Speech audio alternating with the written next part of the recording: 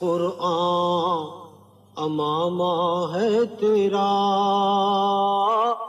منبر تیرا عرش بری، یا رحمت للعالمین، یا رحمت للعالمین۔ الحمدللہ رب العالمین والصلاة والسلام علی سید الانبیاء والمرسلین، اللہم صلی علی سیدنا و مولانا محمد وعلی آلہ واصحابہ وبارک وسلم وصلی علیہ۔ دنیا کے تمام دیکھنے والوں کو، تمام چاہنے والوں کو، تمام پیار کرنے والوں کو، اور جہاں جہاں تک اس وقت میری آواز کو سنا اور مجھے دیکھا جا رہا ہے، جنید اقبال کی جانب سے انتہائی محبت کے ساتھ السلام علیکم۔ ایک بار پھر ناظرین، رحمت للعالمین کے ٹائٹل سے خصوصی نشریات میں میں ہوں آپ کا میزبان جنید اقبال، اور الحمدللہ آپ جانتے ہیں کہ نبی کریم صلی اللہ علیہ وآلہ وسلم کی ولادت باسعادت کا 1500 سالہ جشن ہے۔ اس موقع پہ بہت ضروری ہے کہ سرکار مدینہ صلی اللہ علیہ وآلہ وسلم کی تمام تر تعلیمات پہ بات کی جائے۔ اس سے قبل کہ میں بات کا آغاز کروں، تعارف اپنے مہمانان کا۔ پہلی شخصیت ممتاز اسکالر ہیں، اساتذہ میں شامل ہیں، اس میں کوئی دوسری رائے نہیں کہ ہم ان سے بہت سیکھتے ہیں، بہت ان کو سنتے ہیں۔ 12 سے زائد کتب کے آپ ماشاءاللہ مصنف ہیں۔ محترم جناب پروفیسر ڈاکٹر محمد احمد قادری صاحب ہمارے ساتھ موجود ہیں۔ آپ کو خوش آمدید، السلام علیکم۔ وعلیکم السلام۔ دوسری شخصیت ناظرین یقیناً کسی تعارف کے محتاج نہیں ہے، کمال گفتگو کرتے ہیں، چیئرمین ہیں پاکستان شیعہ کونسل کے، محترم جناب علامہ زہیر عابدی صاحب تشریف فرمائیں۔ آپ کو بھی خوش آمدید، السلام علیکم۔ اور تیسری شخصیت بھی یقیناً کسی تعارف کی محتاج نہیں، ممتاز عالم دین ہیں، کمال گفتگو کرتے ہیں، محترم جناب مفتی اسحاق مدنی صاحب، آپ کو بھی خوش آمدید، السلام علیکم۔ اور چوتھی شخصیت چھوٹے بھائیوں کی طرح ممتاز ثنا خاں جناب حسان خورشید ہمارے ساتھ موجود ہیں، آپ کو بھی خوش آمدید، السلام علیکم۔ تو جناب آغاز کرتے ہیں، آج کا موضوع بڑا اہم ہے، مدینہ پاک کی ریاست ناظرین، جسے آپ ایک اعلیٰ درجے کی فلاحی ریاست کہتے ہیں، بلکہ یوں کہیے کہ فلاح کی بنیاد ہی اسی سرزمین سے پڑی ہے۔ ذرا تصور کیجئے ایک ایسا خطہ، ایک ایسی سرزمین، ایک ایسی بستی جسے یثرب کہا جاتا ہے، اس بستی کی جانب سرکار مدینہ صلی اللہ علیہ وآلہ وسلم ہجرت فرماتے ہیں، یعنی دنیا کے سب سے عظیم ترین اسٹریٹجی میکر وہاں اب ہجرت فرما رہے ہیں، اور جیسے آپ نے ہجرت فرمائی تو آپ کے قدمین شریفین کے صدقے سے وہ زمین جو کہ یثرب کہلاتی تھی وہ مدینہ منورہ بن گئی۔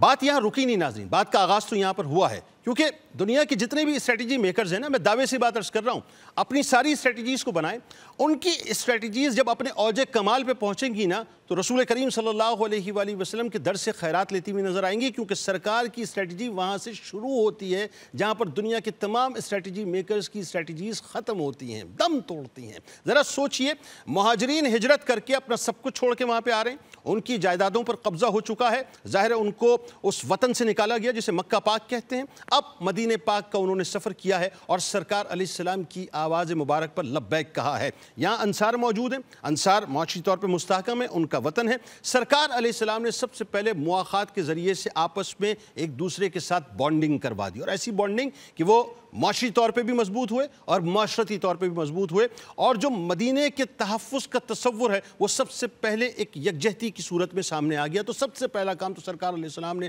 مواخات مدینہ کا کیا۔ اب ظاہر ہے بہت سی چیزوں کی ترتیب آگے پیچھے ہو سکتی ہے، لیکن ایک کام سرکار علیہ السلام نے اور فرمایا کہ میثاق مدینہ کی صورت میں ایک ایگریمنٹ کیا وہاں کے یہودیوں کے ساتھ، جو 3 قبائل وہاں پر رہتے تھے اور دیگر جو غیر مسلم رہتے تھے، اوس و خزرج کے جو قبیلے تھے وہ بھی ظاہر وہاں پہ رہتے تھے۔ رسول کریم صلی اللہ علیہ وآلہ وسلم نے ان کے ساتھ ایگریمنٹ کیا، یعنی داخلی طور پہ بھی اور خارجی طور پہ بھی مدینہ پاک کو آپ نے مضبوط فرمایا۔ پھر آپ دیکھیے کہ سرکار مدینہ صلی اللہ علیہ وآلہ وسلم نے مسجد نبوی کی بنیاد رکھی، جسے میں اگر مسلمانوں کا جنرل ہیڈ کوارٹر کہوں، GHQ کہوں تو غلط نہ ہوگا، کہ جہاں سے نہ صرف اللہ تبارک و تعالیٰ کی وحدانیت کا اعلان ہوا بلکہ وہاں پر رسول کریم صلی اللہ علیہ وآلہ وسلم کی رسالت کا اور خاتمیت کا بھی اعلان ہوا۔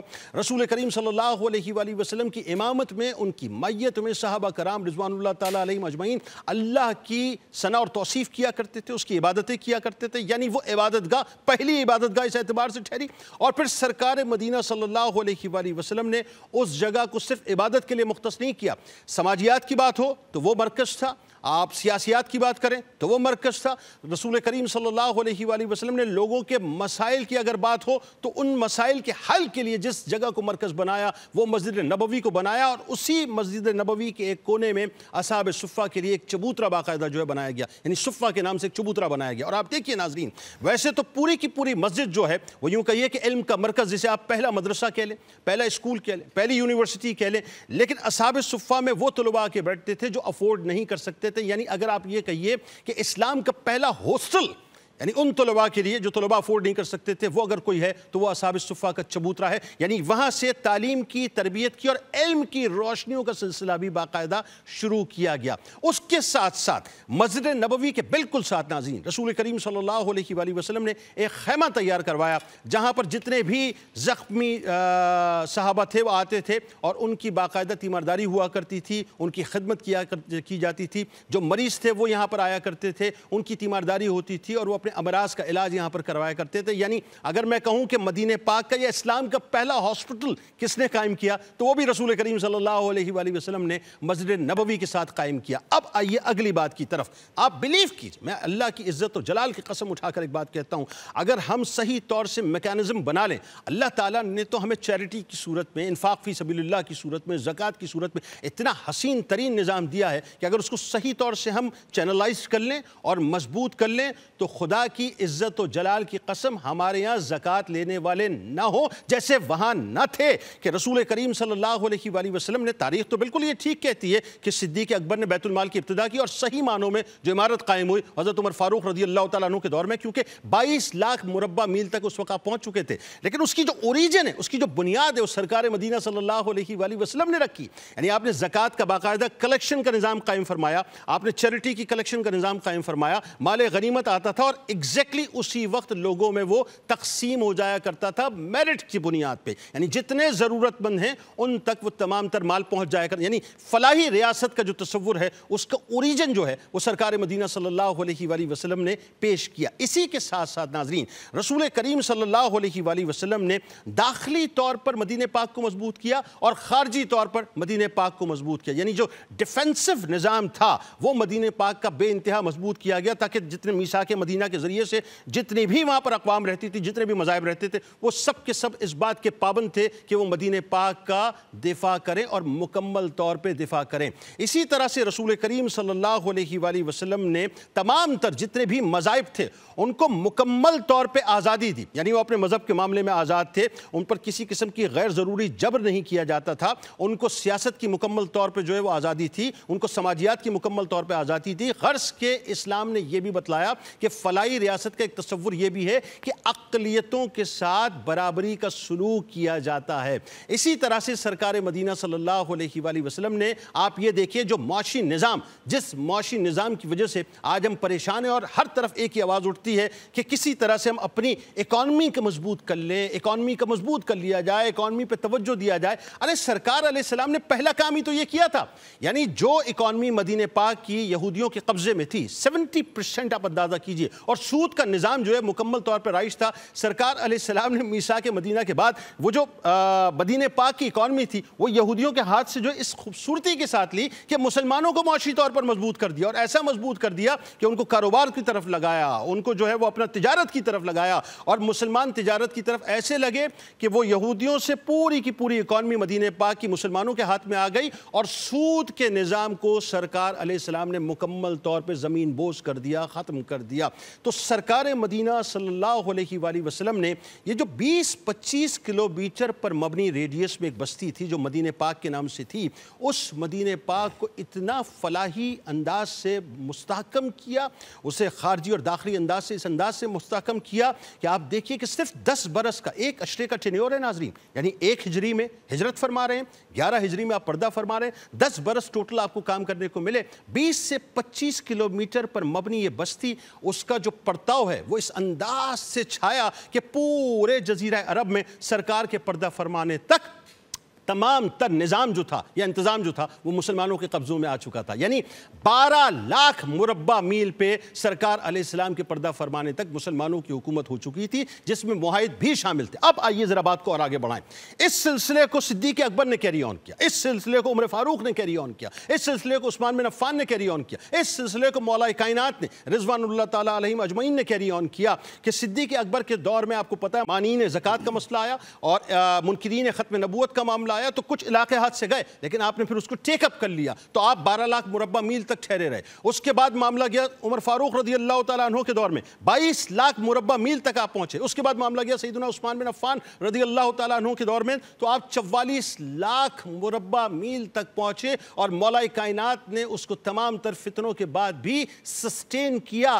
وہ جو مدینے کی ریاست جس کی بنیاد سرکار نے رکھی تھی, یعنی فلاحی ریاست کو تصور پیش کیا تھا, آپ ذرا سوچئے اس کی جو کلائمیکس تھا وہ کیا تھا. کلائمیکس یہ تھا کہ عمر فاروق رضی اللہ تعالیٰ عنہ کا یہ جملہ کہ فرات کے کنارے اگر کوئی بکری کا بچہ بھی بھوکا مر جائے گا اس کا خمیازہ عمر کے سر ہوگا. وہ جو فلاحی ریاست جس کی بنیاد سرکار علیہ السلام نے رکھی تھی, جہاں پر مدینہ پاک میں زکوٰۃ کی, چیریٹی کی, مال غنیمت کی کلیکشن ہوا کرتی تھی اور فوراً مستحقین میں چلا جاتا تھا, اس کا کلائمیکس یہ تھا کہ اس وقت زکوٰۃ لینے والے بھی تھے, زکوٰۃ دینے والے بھی تھے, اور کلائمیکس یہ تھا کہ وہاں صرف زکوٰۃ دینے والے تھے, زکوٰۃ لینے والا کوئی موجود نہ تھا. اللہ کرے کہ ہم سمجھ لیں ہمارا اوریجن مدینہ پاک کی ریاست ہے, ہماری فلاح مدینہ پاک کی ریاست ہے, ہماری بقا مدینہ پاک کی ریاست ہے, ہماری ابتدا مدینہ پاک کی ریاست ہے, اور ہماری انتہا بھی مدینہ پاک کی ریاست ہے. آغاز کرتے ہیں. ڈاکٹر صاحب بہت ہی کمال موضوع ہے اور میرا خیال ہے بھی پریکٹیکل, مطلب اپنے مرکز سے ہٹو گے تو مطلب پھر دفن ہو جاؤ گے, ختم ہو جاؤ گے.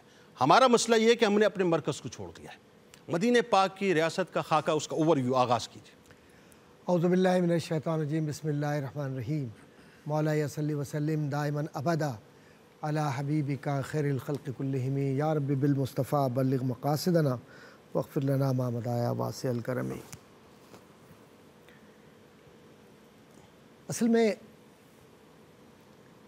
جب آپ گفتگو کر رہے تھے تو میرے ذہن میں قیصر و کسریٰ, عہد روما, سینٹ تھامس ایکوناز, مارسیلیو, افلاطون, ارسطو, نہ جانے کتنے بڑے بڑے مفکرین اور کتنے بڑی بڑی سلطنتیں ابھر رہی تھیں اور ڈوب رہی تھیں, ابھر رہی تھیں اور ڈوب رہی تھیں, لیکن ایک ہی سلطنت جو اللہ کی قائم کردہ زمین مدینہ منورہ کی, ایسی زمین کہ جو برکتوں والی ہے. بے شک.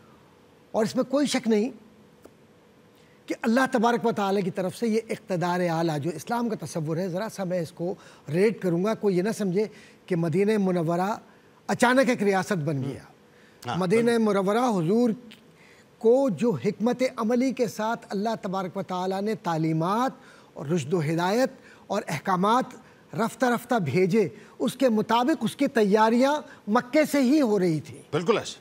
اور مکہ معظمہ میں جب تیاری ہو رہی تھی تو آپ دیکھیے, بہت اہم بات میں کہنے جا رہا ہوں ایز اے پولیٹیکل سائنٹسٹ, کہ مکہ مکرمہ میں جو تیاری حضور کی تھی, حضور کو یہ پتہ تھا کہ یہاں بت بھی رکھے ہوئے ہیں, مکہ کے نظام زندگی کے اندر ہر وہ بد اخلاقی اور کجروی ہے کہ جس کو دین اسلام اپنے سامنے کسی بھی صورت میں قبول کرنے کے لیے یہ تیار نہیں ہے. اللہ. اور یہ مکہ اور اس کے جو چٹانیں ہیں اور جو اس کے ریگزار ہے, وہ اس بات کی پکار کے گواہی دے رہا ہے کہ تم عہد کہتے ہو, تمہارے دشمن یہ کہتے ہیں اور یہ کرتے ہیں. لیکن نبی اکرم صلی اللہ علیہ وسلم نے نان وائلنس کی جو ایک طریقہ کار طرز عمل اختیار کیا, اس کو آپ یہ سمجھ لیجئے کہ یہ ڈکلیریشن آف فارن پالیسی یا declaration of political statement of the state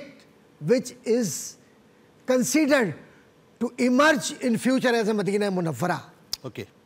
اور اب یہ جو مدینہ منورہ بنا, اور اس میں جب حضور اکرم صلی اللہ علیہ وآلہ وسلم تشریف لائے تو وہی نان وائلنس کی پالیسی یہاں لے کر آئے کہ سامنے یہود بھی ہیں اور یہاں سامنے اپنے پیار کرنے والے بھی ہیں, جن کو ہم اللہ کے رسول صلی اللہ علیہ وسلم کی محبت کرنے والے کہتے ہیں. حضور اکرم صلی اللہ علیہ وسلم نے کسی بھی جگہ اس بات کا اظہار نہیں کیا کہ میرے متبعین یہاں پر موجود ہیں, لہٰذا میں یہاں اپنے اختیار کو اور اقتدار اعلیٰ کو اور عدلیہ, انتظامیہ اور مقننہ کو اچانک ڈکلیئر کر کے یہ کہوں کہ اب یہودی یہاں سے نکل جائیں، بلکہ وہاں ہمیں ایک تربیت دی کہ وہی نان وائلنس کی پالیسی رکھتے ہوئے جو یہ چاہتے ہیں اسی طرح سے کرو، لیکن میثاق مدینہ کا نتیجہ ہمارے حق میں نکلے گا۔ بالکل ٹھیک۔ اور پھر ہوا۔ اب آپ آئیے اس مدینہ منورہ میں آج کی جو ریاست ہے جس کو آپ فلاحی ریاست کہتے ہیں، اب آپ آئیے جو آپ نے اپنے سرنامہ کلام میں بات کی تھی، اب ویلفیئر اسٹیٹ میں پالیسی کیا ہوتی ہے؟ ویلفیئر اسٹیٹ میں پالیسی ہوتی ہے کہ to serve the purpose of the state, اور یہاں مدینہ منورہ میں to serve purpose of religion through spiritual training of the people those who are within the framework of territory of Islam. بالکل ٹھیک۔ اب یہ جو لوگ یہاں رہنے والے ہیں، کیا کہا؟ یہ نہیں کہا کہ ریاست بنا لو، سب سے پہلے بقول شاہ ولی اللہ محدث دہلوی کی سیاست مدنیہ میں سب سے پہلے ان کی تزکیہ نفس کرتے ہوئے پاکیزگی ہوئی خیالات کی، ذہن کی اور نفوس کی۔ ٹھیک۔ اور پھر وہ جو پاکیزہ ذہن کے ساتھ لوگ گئے تو بقول ابن خلدون کے اس عرب کے مزاج اور معاشرے میں شدت، حدت اور تیقن کی کیفیات بالکل الگ تھی، تینوں کیفیات کو بیان کیا اس نے۔ ٹھیک۔ اور وہ یہ چاہتے تھے کہ ہر بات میں ہمہ اوست کا نعرہ لگا کر جو ان کی ایگو یا سپر ایگو ہے اس کو تسلیم کیا جائے۔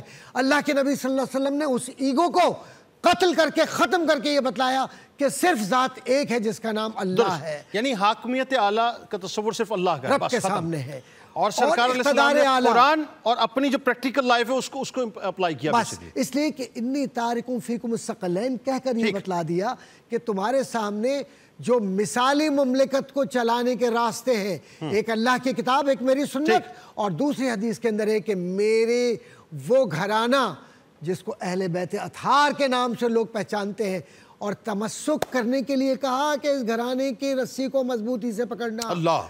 آج مسلمانوں کا سب سے بڑا مسئلہ یہ ہے کہ ہم نے نان کنٹروورشل چیزوں کو کنٹروورشل بنا دیا، اور اپنی خواہشات اور اپنے اذہان کو لا کر اور اپنی افکار کو اس میں ڈال کر یہ کہنے لگے کہ شاید ریاست یہ ہوتی ہے۔ ریاست آپ کی خواہشوں کا نام نہیں ہے، ریاست کتاب و سنت کی برتری اور وہ انفاس قدسیہ کہ جنہوں نے مدینہ منورہ میں اپنی زندگیوں کو وقف کیا، اور خلفائے راشدین کی زندگی کہ جنہوں نے حضور کی تربیت کے ذریعے معاشرے کو مضبوط کیا۔ سر بڑی خوبصورت ابتدا۔ ایک سوال جو عام طور پہ لوگوں کے ذہنوں میں پیدا ہوتا ہے، وائی ریاست مدینہ؟ مطلب آج کے دور کے چیلنجز بالکل مختلف ہیں، آج صورتحال بڑی مختلف ہے۔ آج جو ہے وہ اگر ہم ریاست مدینہ کی بات کرتے ہیں تو کہا یہ جاتا ہے کہ آپ کیوں 1450 برس پہلے جانا چاہتے ہیں، آپ آج کے دور کے تقاضوں کے مطابق بات کریں۔ لیکن وہی بات ہے جو سمجھتے ہیں اس بات کو کہ کیوں ریاست مدینہ، تو پھر اس کی دلیل بھی دیتے ہیں اور دلائل بھی پیش کرتے ہیں کہ کیوں ریاست مدینہ۔ تو بات یہ ہے کہ جو کیوں ریاست مدینہ، اسی بات پہ ذرا گفتگو کیجئے کہ آج کے دور میں کیسے اپلیکیبل ہے۔ بسم اللہ الرحمن الرحیم۔ دیکھیے یہ کہنا کہ 1400 سال پہلے کیوں پیچھے جاتے ہیں، آج کا دور بدل گیا، سب سے پہلے بات تو یہ کہ آپ جب بھی کوئی درخت اگانا چاہیں گے تو پہلے بیج ڈالیں گے، تو بیج دیکھا جائے گا کہ کس چیز کا درخت اگانا چاہتے ہیں آپ۔ اگر آپ سیب کا درخت اگانا چاہتے ہیں اور آپ اس میں بھنڈی کا بیج ڈالیں یا ٹماٹر کا بیج ڈالیں گے تو سیب کا درخت نہیں اگے گا۔ آپ اگر ریاست فلاحی ریاست بنانا چاہتے ہیں تو اس کی بنیاد، اس کی بیس جو ہے وہ مدینہ اور سرکار کی وہ تعلیمات، اللہ اور قرآن کی وہ تعلیمات ہیں۔ اس میں آپ یہ دیکھیے جو سب سے اہم چیز ہے جو سرکار خدیوی مرتبت نے مدینہ آنے کے بعد قائم کی، جیسا کہ ابھی آپ نے خود بھی کہا، مواقعات۔ یہ مواقعات کیوں قائم کی سرکار نے؟ کیا ضرورت ہے مواقعات قائم کرنے کی؟ یعنی سرکار نے بتایا کہ اگر ایک ریاست میں رہنا چاہتے ہو تو بالکل ایسے رہو جیسے بھائی رہتے ہیں۔ اللہ۔ یہاں نہ رنگ کا کوئی مسئلہ ہونا چاہیے، نہ کوئی ذات کا مسئلہ ہونا چاہیے، نہ کوئی خاندان کا مسئلہ ہونا چاہیے۔ یعنی کاسٹ، کریڈ، قبائل، یہ سب ثانوی باتیں، یہ سب ثانوی باتیں ہیں، ایک بھائیوں کی طرح، تاکہ اگر ایک بھائی کو تکلیف ہو تو دوسرا بھائی بڑھ کے اس کو ہیلپ آؤٹ کرے، دوسرے کو تکلیف ہو تو تیسرا بڑھ کے ہیلپ آؤٹ کرے۔ یہ تو سب سے پہلی بنیادی بات ہوگی۔ دوسری بنیاد ہے معاشی نظام. یہ بہت اہم کردار ادا کرتا ہے کسی ریاست میں. اسلام نے سب سے پہلے، آپ تو ماشاءاللہ سارا کچھ بتا چکے ہیں کہ سب سے پہلے اسلام نے اس دور کے لوگوں کی بنیادی ضروریات، دیکھیے آج 1400 سال بعد ضروریات نہیں بدلی، ضروریات موڈیفائی ہوئی ہیں. بالکل ٹھیک. کیا 1400 سال پہلے روٹی کھاتا تھا، آج روٹی نہیں کھا رہا؟ 1400 سال پہلے اونٹ پہ چلتا تھا، آج گاڑی پہ چلتا. بلکہ ضروریات ٹریگر ہوئی ہیں، یوں کہیے، مطلب مزید بڑھ گئی ہیں نا. مزید تو بات نہیں، بنیادی چیز وہی ہے، بنیادی چیز صرف اس میں ڈیولپمنٹ آیا ہے. بالکل ٹھیک ہے. تو ڈیولپمنٹ آنے کا مقصد یہ نہیں ہوتا کہ ہم بنیاد سے منحرف ہو گئے. ہم نے وہ بنیاد جو سرکار نے دی، یعنی تعلیم، معاش اور صحت، یہ تین بنیادی نکات جو آپ نے اپنی ابھی سرنامہ کلام میں بیان کیے کہ یہ تین وہ بنیادی ضروریات ہیں. باقی پھر اس کو آپ ایکسپینڈ کرتے جائیں، بالکل چیز ہوتی جائے. بالکل ٹھیک. لیکن یہ تین بنیادی ضروریات انسان کی پوری ہو جائیں، معاش اگر اس کی بہتر ہو جائے، اس کی تعلیم اگر بہتر ہو جائے اور اس کی صحت بہتر ہو جائے، تو وہ معاشرے کے لیے ایک سود مند فرد ثابت ہوگا، ایک معاشرے کے لیے برابر ہوگا، معاشرے کے لیے فائدہ مند ہوگا. اور اگر وہ معاشی مسائل میں الجھ گیا، یا اس کی تعلیم نہیں ہے، اس کا علم نہیں ہے، یا اس کی صحت خراب ہے، تو پھر وہ معاشرے کو نیگیٹو اپروچ کی طرف لے کے جاتا ہے. اور یہ کسی بھی معاشرے کے تنزل اور ترقی میں بنیادی فیکٹر یہی. آپ دیکھیں ویسٹرن ورلڈ نے اسی کو فالو کیا ہے، اسی کو فالو کیا ہے. یہی تین بنیادی وہ فیکٹر ہیں جو انسان کو اوپر لے آتے. ظاہر معاشی طور پر پرسکون ہوگا تو انسان پھر یہ سوچے گا میں کسی کے لیے کیا فلاحی کام کر سکوں. اگر معاشی طور پر ٹوٹا ہوا ہوگا تو پھر وہ تو یہ سوچے گا میں کہاں سے گھسیٹوں. مفلسی کفر تک لے جاتی ہے نا پھر. وہ ہوگ اور پھر وہ گھسیٹنے کی کوشش کرے گا. اسی طرح جسمانی طور پر اگر کمزور ہے انسان، تو جسمانی طور پر کمزور انسان پھر معاشرے کے لیے کیا کرے گا؟ جب وہ خود کچھ اپنے لیے نہیں کر پا رہا، بالکل ٹھیک، تو اس کو وہ صحت بھی پرووائڈ کرنی ہے. پھر تیسری چیز ہے علم. علم اگر انسان کے پاس ہے، اور علم یہ معلومات نہیں، رٹا والا علم نہیں، بلکہ وہ علم جو صحبت سے آتا ہے اہل دانش کی، وہ اہل دانش کی صحبت سے جو علم آتا ہے، جو سرکار نے یہ جو اصحاب صفہ قائم کیا تھا اور ان کی تعلیم کا جو بندوبست کیا تھا کہ ان کو قرآن، ان کو سنت، ان کو معاشرتی، سماجی تمام چیزیں سکھائی جائیں، یہ وہ جو رسول سے سیکھ رہے تھے وہ ان کو آگے بڑھا رہے تھے. کہ جن کے لیے کوئی رہنے کا جگہ نہیں تھی، گھر نہیں تھا، ان کو ایک بقول آپ کے ہاسٹل دیا اسلام نے. یہ تین بنیادی چیزیں اگر کسی ریاست نے اپنی عوام کو دے دی تو وہ فلاحی ریاست ہے اور وہ مدینہ کا فالوور ہے. اور اگر یہ تین چیزیں کوئی نہیں دے سکا تو وہ اینٹی مدینہ ریاست ہے. بس بہت کمال آپ نے گفتگو فرمائی، جزاک اللہ. اس میں جو ایک بڑی اہم ترین بات ہے، اور میں چاہتا ہوں پہلے تو یہ کہ آپ بھی ڈیفینیٹلی مدینہ پاک کی جو ریاست ہے اس پہ ایک ایریل ویو آپ کا بھی ضرور ہونا چاہیے. لیکن آپ یہ دیکھیے کہ ایک ہی وقت میں سرکار مدینہ صلی اللہ علیہ وآلہ وسلم جو ہے مطلب اس مسجد کو عبادت کے پرپس سے بھی یوز کر رہے ہیں، ایک ہی وقت میں اس کو تعلیم و تربیت کے پرپس سے بھی یوز کر رہے ہیں، ایک ہی وقت کے اندر جو ہے اس میں علم بھی منتقل ہو رہا ہے، ایک ہی وقت میں جو ہے وہاں پہ اپنا مریضوں کی تیمارداری بھی ہو رہی ہے، زخمیوں کی تیمارداری بھی ہو رہی ہے، ایک ہی وقت میں وہاں سے لیڈرشپ بھی جنریٹ ہو رہی ہے، ایک ہی وقت میں وہاں سے فوج بھی جنریٹ ہو رہی ہے. یعنی مطلب آپ یہ دیکھیں کہ اتنی ڈائیورس قسم کی اپروچ سرکار مدینہ صلی اللہ علیہ وآلہ وسلم کی کہ ملٹی پرپس کے لیے آپ نے مسجد نبوی کو باقاعدہ قائم کیا، اور پھر وہ اس کے جو پرپسز ہیں اس کو ہم نے باقاعدہ اوج کمال تک پہنچتے ہوئے دیکھا. بتائیے. بسم اللہ الرحمن الرحیم. اللہم صلی علی سیدنا مولانا محمد مفتاح الخیر والاسرار ومغلاق الشر والظلمات وآلہ وبارک وسلم. دیکھیں نبی مکرم علیہ الصلوۃ والسلام جب مکہ سے مدینہ منورہ تشریف لائے ہیں تو اس موقع پر آپ یہ دیکھیے کہ مدینہ منورہ کے جو تینوں یہودی قبائل ہیں، بنو قینقاع ہے، بنو نذیر ہے، بنو قریظہ، ٹھیک، ظاہر ہے کہ یہ لوگ وہاں پہ ایک اثر و رسوخ رکھتے ہیں اور اپنی ایک طاقت رکھتے ہیں. ٹھیک ہے. میرے آقا صلی اللہ تعالیٰ علیہ وآلہ وسلم نے معاہدہ کن سے فرمایا؟ انہی تین سے فرمایا. اللہ.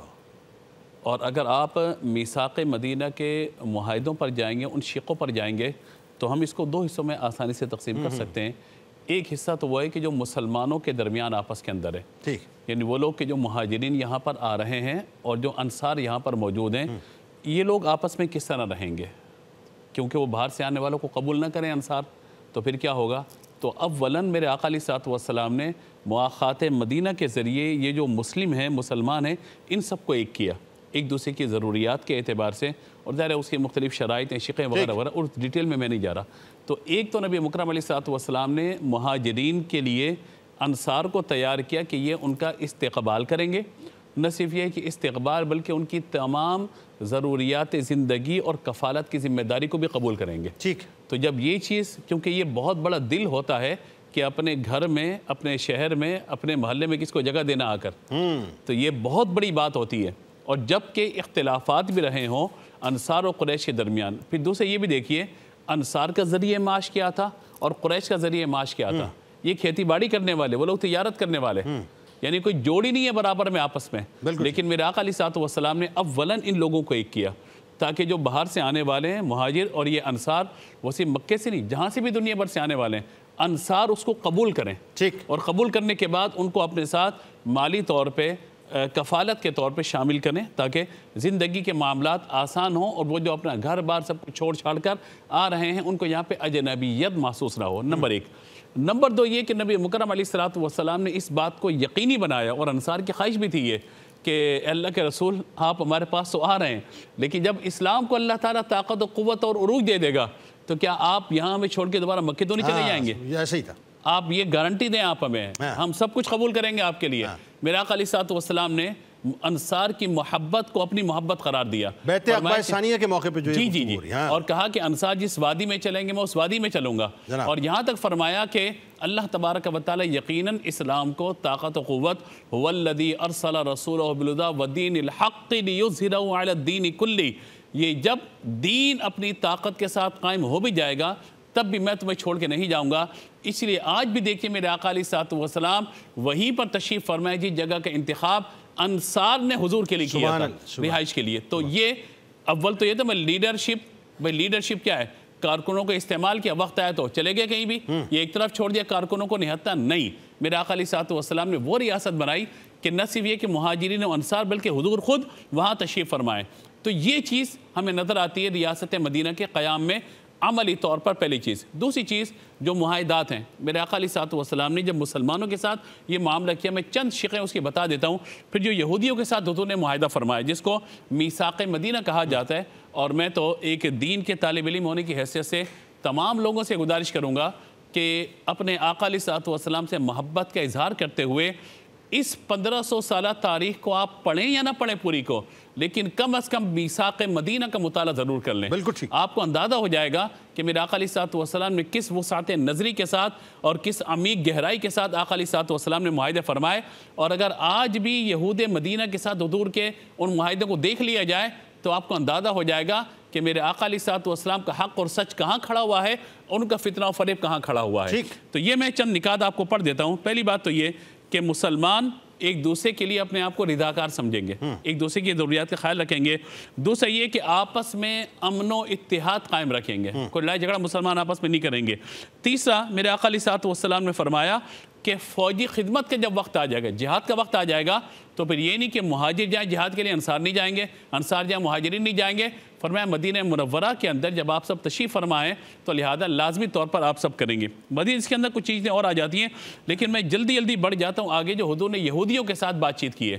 پہلی بات تو یہ کہی ہے میرے آقا علیہ الصلوۃ والسلام نے کہ اختیارات سارے میرے ہاتھ کے اندر ہوں گے، معاہدہ ہو رہا ہے، حاکم بھی آپ ہیں، حکم بھی آپ ہیں، حاکم بھی آپ ہیں، کسی معاملے کے اندر فیصلہ کرنا ہو تو فیصلہ حرف آخر میرے۔ اس لیے آپ اگر واقع دیکھیں حضرت سعد بن معاذ کو جب آپ نے فیصلہ کرنے کے لیے بھیجا تھا، گویا کہ وہ حضور کی طرف سے فیصلہ کرنے کے لیے نائب بلکہ وہاں تشریف لے گئے۔ تفصیلی واقعہ ہے، میں ڈیٹیل میں اس کے لیے جاتا ہوں۔ بالکل ایسے۔ اسی طرح یہ فرمایا کہ مدینے میں رہتے ہوئے یہودی اپنی مذہبی آزادی کے ساتھ رہیں گے، بالکل ایسے۔ اور یہی پاکستان کا نظام بھی الحمدللہ، یہاں پر کسی غیر مسلم کو اس کی عبادت سے روکا نہیں جاتا۔ یہاں پر یہ جو پروپیگنڈا کیا جاتا ہے اس کی بھی ہمیں جو ہے وہ بتانا چاہیے کہ یہ صرف پروپیگنڈا ہے، حقیقت سے اس کا کوئی تعلق نہیں ہے۔ دوسرا یہ کہ جس طریقے سے اس شہر کا دفاع مسلمانوں پہ لازم ہے، اس یہودیوں پر بھی لازم ہوگا۔ اگر کوئی شہر پر حملہ کرے گا ہم سب مل کر اس شہر کا دفاع کریں گے، بلکہ یہاں تک ہے کہ جو یہودیوں کا دشمن ہوگا وہ ہمارا بھی دشمن ہوگا۔ جی، اگلا پوائنٹ اس کے اندر یہ ہے کہ یہودیوں پر اگر کوئی حملہ کرے گا مسلمان متحد ہو کر اس کا مقابلہ کریں گے، اور یہی ڈیمانڈ آپ سے بھی ہے کہ اگر کوئی مسلمانوں پر حملہ کرے گا تو آپ اس کا ساتھ نہیں دیں گے۔ اسی طریقے سے قریش کے معاملات میں اگر وہ جنگ کریں گے آ کر، آپ ان کے حلیف نہیں بنیں گے، آپ ان کی مخالفت کریں گے۔ لیکن یہ کیا ہوا کہ انہوں نے بنو قینطاع نے پھر معاہدہ توڑا، پھر بنو نذیر نے توڑا، پھر جب بنو قریظہ نے توڑا، پھر ان کی صداؤں کا سارا معاملہ ہوا۔ تو یہ گزارش یہ ہے کہ میرے آقا علیہ الصلوۃ والسلام نے جو 53 نکات اس معاہدے کے اندر لکھے تھے جس پر یہودیوں کے سرداروں کے سائن تھے، انصار کے سائن تھے. اگر ذرا ان معاہدات کو دیکھ لیا جائے، میں سمجھتا ہوں امن عامہ کے لیے اور امن عالم کے لیے اس سے بہترین معاہدہ آج تک کوئی تقرر نہیں کیا. بالکل ٹھیک ہے. حسان بھائی کیا سنانے والے ہیں اس موقع پہ؟ کلام علامہ صاحب بسم اللہ. گرداب میں جس وقت سفینہ نظر آیا، میں ڈوب رہا تھا تو مدینہ نظر آیا. شاہ مدینہ، شاہ مدینہ، طیبہ کے والی، سارے نبی تیرے در کے سوالی. شاہ مدینہ، شاہ مدینہ، جلوے ہیں سارے تیرے گدوں سے، جلوے ہیں سارے تیرے گدوں سے، آباد آلو تیرے کروں سے، آباد آلو تیرے کروں سے. باقی ہر ایک شے، باقی ہر ایک شے نقش خیالی، سارے نبی تیرے در کے سوالی. شاہ مدینہ، شاہ مدینہ، تیرے لیے گی دنیا بنی ہے، تیرے لیے ہی دنیا بنی ہے. نیلے فلک کی چادر تنی ہے، نیلے فلک کی چادر تنی ہے.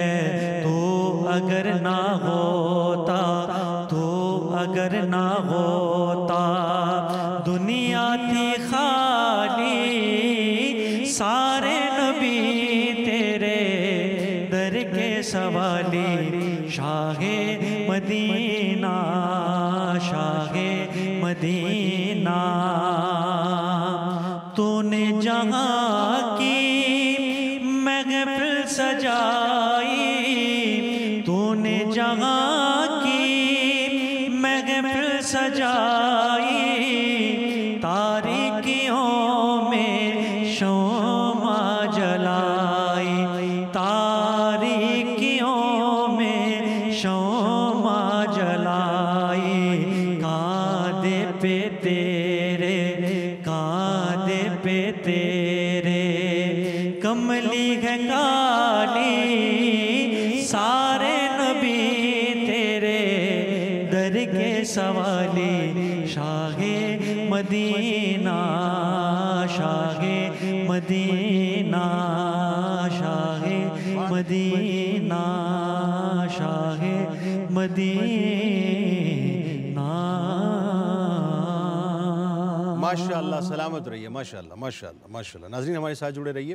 بس ایک مختصر سا وقفہ ہے، لوٹس کے واپس آتے ہیں اور انشاءاللہ تقریری مقابلہ آپ کے سامنے پیش کریں گے.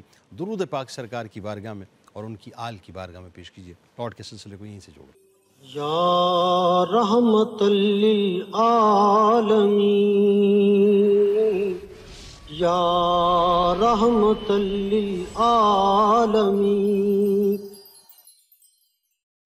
جناب ایک بار پھر میں آپ کو خوش آمدید کہتا ہوں. رحمت للعالمین صلی اللہ علیہ وآلہ وسلم کے ٹائٹل سے ناظرین خصوصی نشریات 1500 سالہ جشن سرکار مدینہ صلی اللہ علیہ وآلہ وسلم کی آمد کا. اور آئیے اب وقت ہے تقریری مقابلے کا. 3 کنٹیسٹنٹ ہمارے ساتھ ہیں، ہارون سلیم صاحب، سیف اللہ صاحب اور مجتبیٰ اکرم صاحب. تینوں کو خوش آمدید، السلام علیکم. ٹاپک ہے مصطفیٰ جان رحمت پہ لاکھوں سلام، شم بزم ہدایت پہ لاکھوں سلام. اعلیٰ حضرت امام احمد رضا خان علیہ رحمت الرحمن، اللہ تعالیٰ ان کے درجات کو بلند فرمائے. کیا سلام لکھ گئے صاحب. 2.5 منٹ آپ کے پاس ہوں گے اور 2 منٹ پہ بز ہوگا.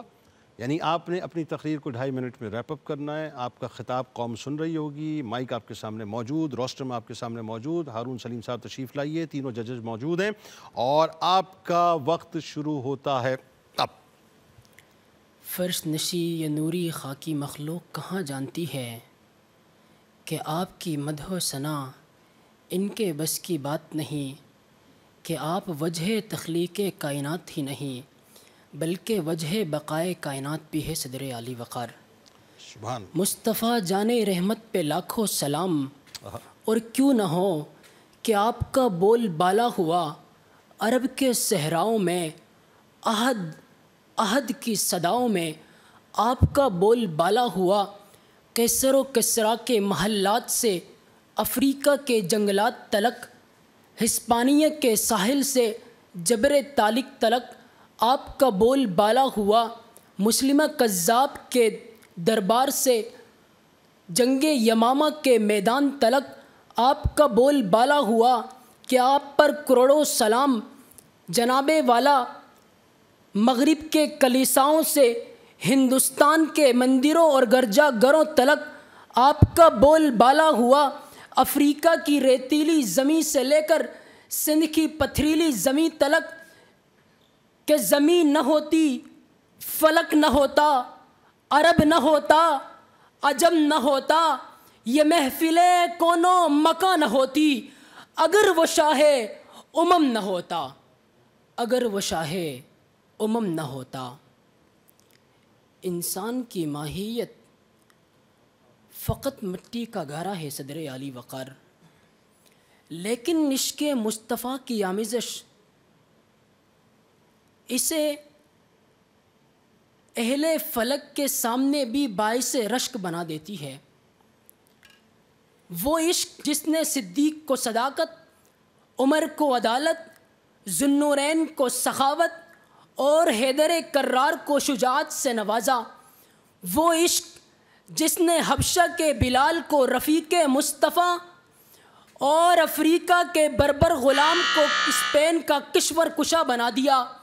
وہ عشق جس کا درس دشت کربل میں گرمی کی حدت سے بلکتی سکینہ, پیاس کی شدت سے تڑپتا علی اصغر اور نیزے کی انیب کلمہ لا الہ الا اللہ بلند کرنے والے حسین ابن علی نے دیا. وہ عشق جس نے شاعر کو یہ کہنے پر مجبور کیا کہ سلام اس پر کہ جس نے بے کسوں کی دستگیری کی, سلام اس پر کہ جس نے بادشاہی میں فقیری کی, سلام اس پر کہ جس کے گھر میں چاندی تھی نہ سونا تھا, سلام اس پر کہ جس کا ٹوٹا بوریا جس کا بچھونا تھا, سلام اس پر کہ ٹوٹا بوریا جس کا بچھونا تھا. جناب یہ تھے ہارون سلیم صاحب جو اپنے حسین انداز سے تمام سننے اور دیکھنے والوں کو محظوظ کر رہے تھے. اب میں ملتمس ہوں سیف اللہ صاحب سے. سیف اللہ صاحب آپ کا وقت شروع ہوتا ہے اب. عظمت کا وہ آفتاب جس کی کرنوں سے صدیاں روشن ہیں, اس کا اول اور آخری طلوع مصطفیٰ جان رحمت کی ذات ہے صدر عالی وقار.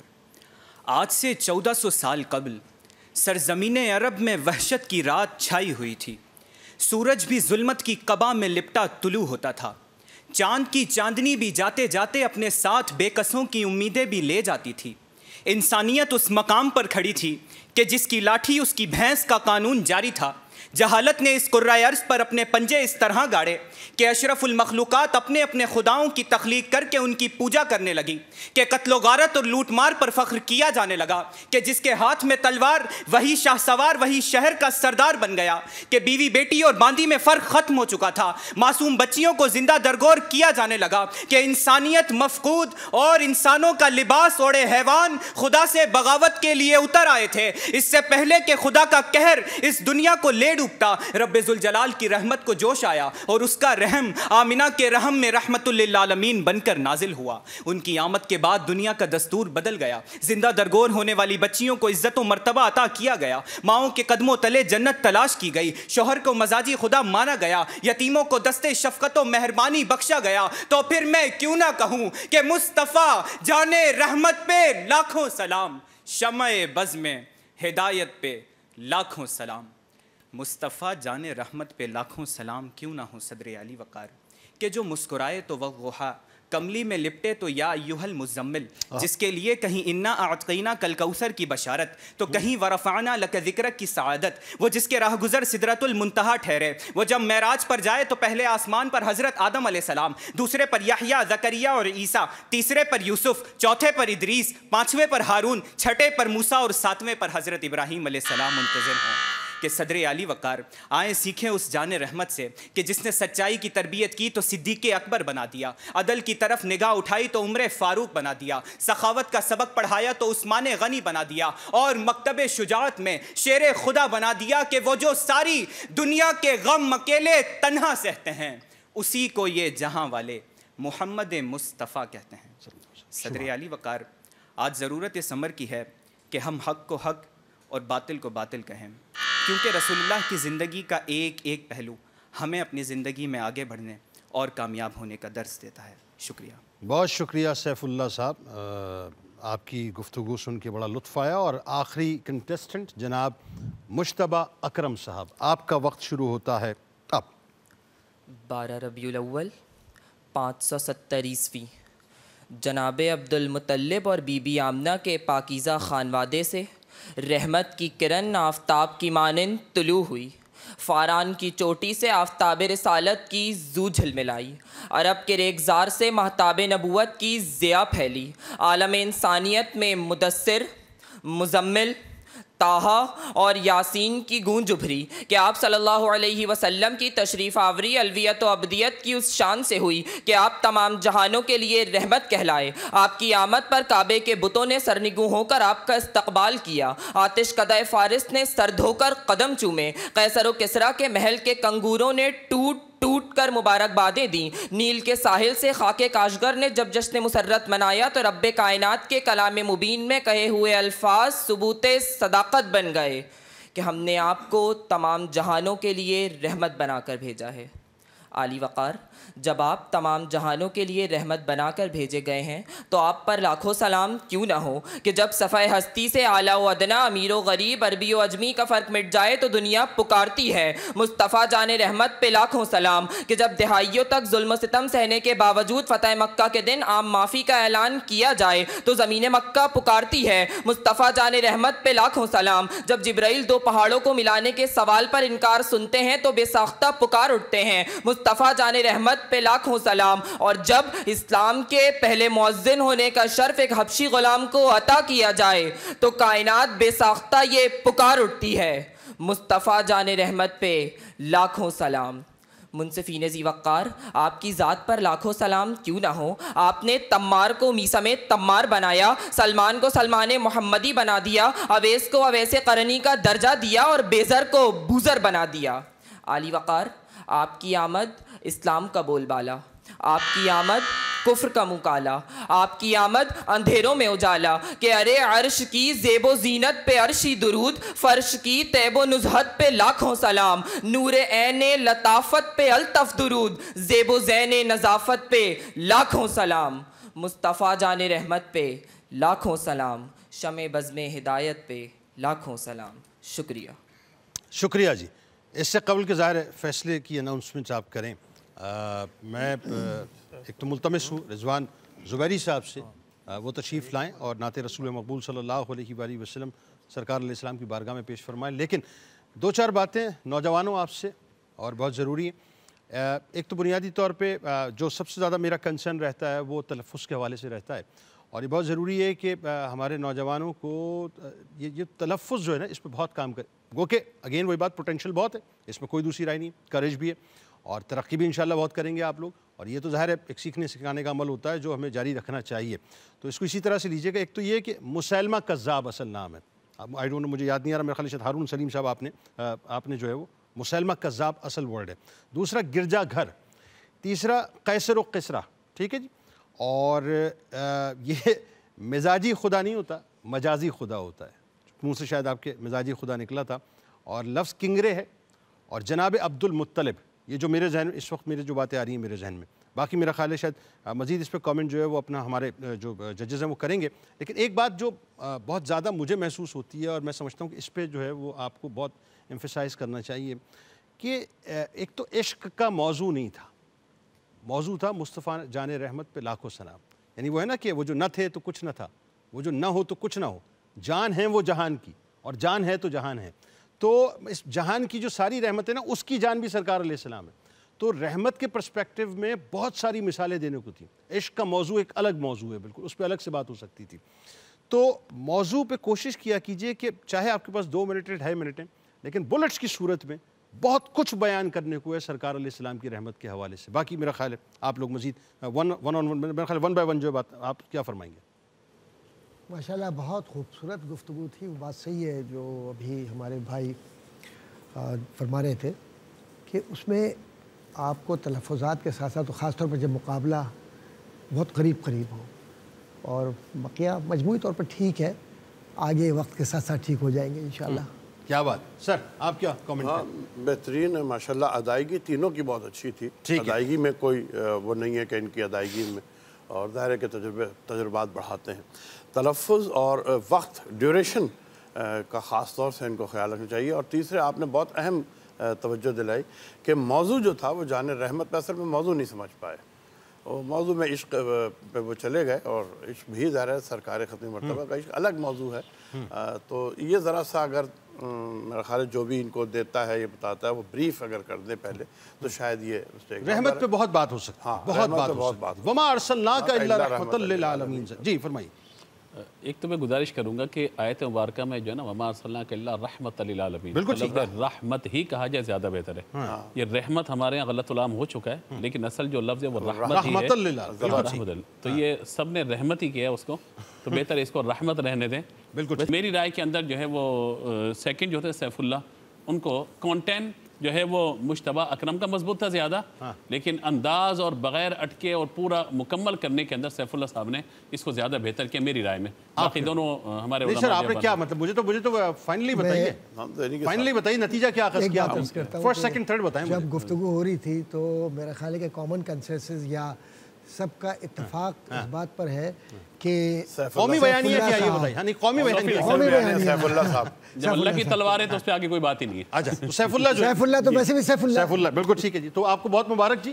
اور آپ کے ساتھ جو ہے وہ اپنا مزیدار haleem, Karachi institute of kidney dialysis, نزوہ، 1 ایپل، حمزہ کلیکشن اور نیلسن کے گفٹ ہیمپر جائیں گے. بہت ساری تمنائیں آپ کے لیے نیک، اور بہت ساری دعائیں آپ کے لیے. بہت شکریہ جی. اور میں ملتمس ہوں رضوان زبیری صاحب سے کہ وہ تشریف لائیں اور نعت رسول مقبول صلی اللہ علیہ وآلہ وسلم پیش فرمائیں. روک لیتی ہے آپ کی نسبت تیرے جتنے بھی ہم پہ چلتے ہیں. روک لیتی ہے آپ کی نسبت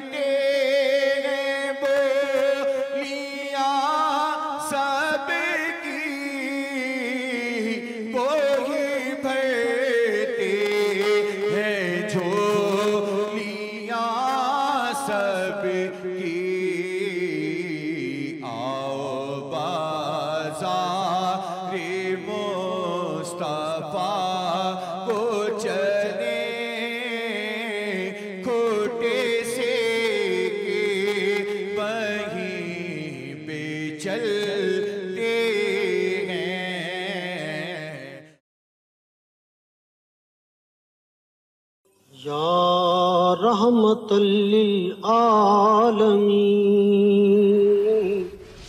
یا رحمت للعالمین۔ بہت شکریہ آپ تینوں احباب کا، بڑی پرمغز گفتگو جو ہے وہ رہی ہے اور اس میں کوئی دوسری رائے نہیں۔ میں ناظرین اصل میں کچھ چیزوں میں بڑا آپٹمسٹک ہوں، بلکہ ہونا بھی چاہیے۔ مایوسی تو میرے اندر نہیں ہے، امید تو مجھے بہت ہے، اور امید اس لیے ہے کہ جب ہم اللہ اور اس کے رسول صلی اللہ علیہ وآلہ وسلم سے کمٹمنٹ کر لیتے ہیں نا، دو ہی صورتیں ہوتی ہیں، یا تو ہم وہ کام کرتے ہیں وہ کام نہیں کرتے، لیکن کام تو اللہ نے لینا ہوتا ہے، تو نتیجہ کیا نکلتا ہے کہ وہ ریپلیس کر دیا کرتا ہے۔ ذہن میں رکھیے گا یہ کام تو ہونا ہے، اس میں تو کوئی دوسری رائے نہیں ہے کہ پاکستان پاک استان ہے، پاک استان اللہ اور اس کے رسول صلی اللہ علیہ وآلہ وسلم کی کمٹمنٹ سے بنا ہے، تو ڈیفینیٹلی اس میں وہ نظام تو آنا ہے انشاءاللہ، اور میں اس پہ بہت پر امید ہوں۔ اس یقین کے ساتھ اجازت دیں، اللہ تعالیٰ آپ کا، ہمارا، ہم سب کا حامی و ناصر ہو۔ اللہ حافظ۔ کچھ نہیں مانگتا شاہوں سے یہ شیدا تیرا،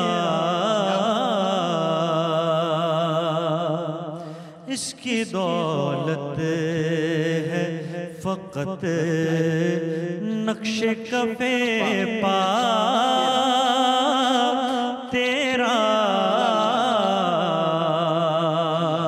کچھ نہیں مانگتا۔ لوگ کہتے ہیں کہ سایہ تیرے پیکر کا نہ تھا، لوگ کہتے ہیں کہ سایہ تیرے پیکر کا نہ تھا، میں تو کہتا ہوں جہاں پر پہ ہے سایہ تیرا، میں تو کہتا ہوں جہاں پر پہ ہے سایہ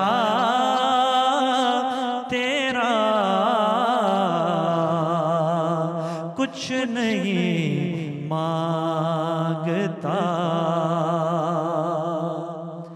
پورے قد سے جو کھڑا